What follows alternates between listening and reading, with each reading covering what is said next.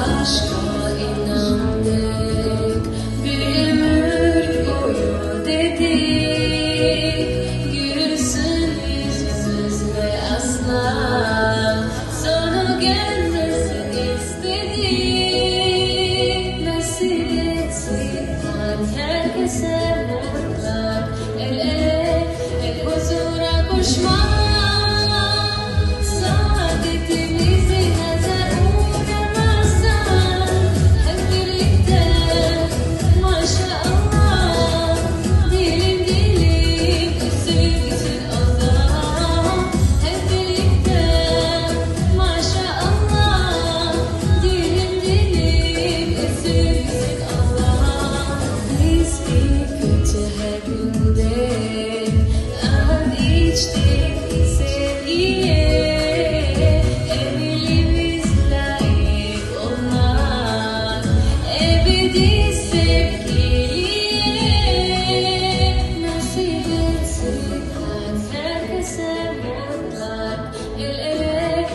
Huzura koşmak, saadetimizi nazar uğramazsak, hep birlikte maşallah, dilim dilim esirgesin Allah.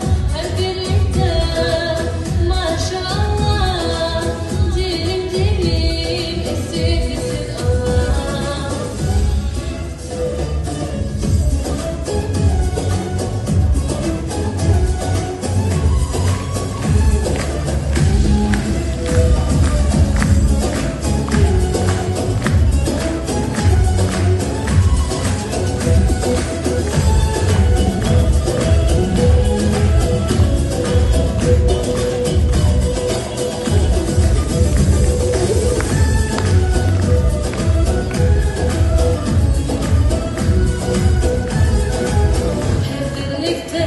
Siz de dua edelim, bu güzel